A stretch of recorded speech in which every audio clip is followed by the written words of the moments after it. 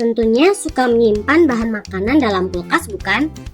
Kulkas atau lemari pendingin biasanya digunakan untuk menyimpan berbagai olahan pangan penting, baik bahan mentah maupun sajian yang sudah siap santap. Semua pemilik kulkas atau penikmat es sudah seharusnya berterima kasih kepada William Cullen, yaitu sang penemu mesin pendingin. Berkat William Cullen, kini setiap rumah bisa mengawetkan makanan dengan aman dan memproduksi es batu untuk pelepas dahaga. Nah, hari ini kita akan mencari tahu sejarah dari kulkas atau mesin pendingin ini. Penasaran? Yuk langsung aja kita bahas. Sebelum kita lanjut videonya, jangan lupa klik tombol subscribe dan tombol loncengnya ya. Ilmu warisan dari masa lalu.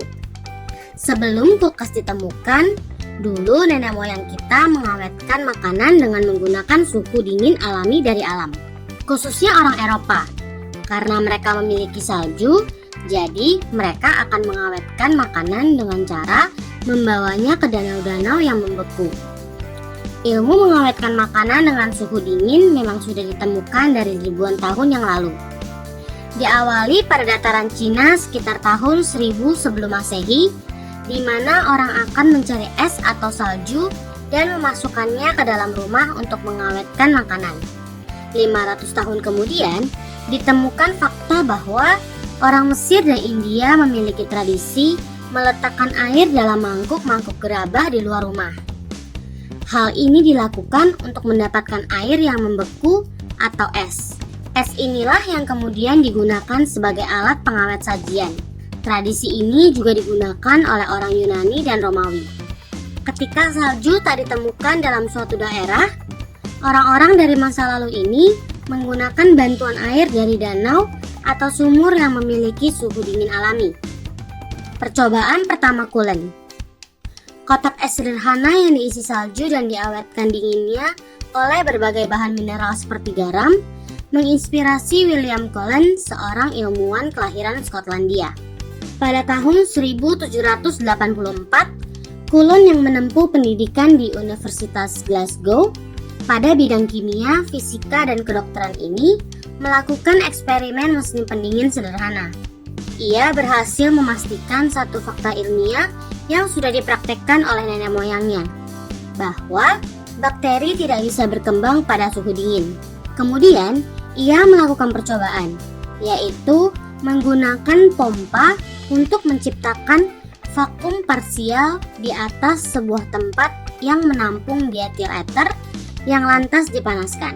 Uap air dari proses pemanasan tersebut ternyata berhasil menciptakan bongkahan es kecil-kecil. Namun, percobaan pertama yang berhasil ini belum dipatenkan apalagi dikomersialkan. Diteruskan oleh orang lain. Ilmu yang diwariskan Cullen akhirnya dikembangkan oleh banyak ilmuwan. Pertama, ada Oliver Evans, seorang ilmuwan dari Amerika yang melanjutkannya.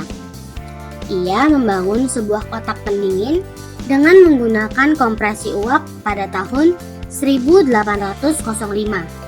Kemudian dilanjutkan oleh Michael Faraday pada tahun 1820 yang menggunakan amonia untuk menciptakan suhu dingin.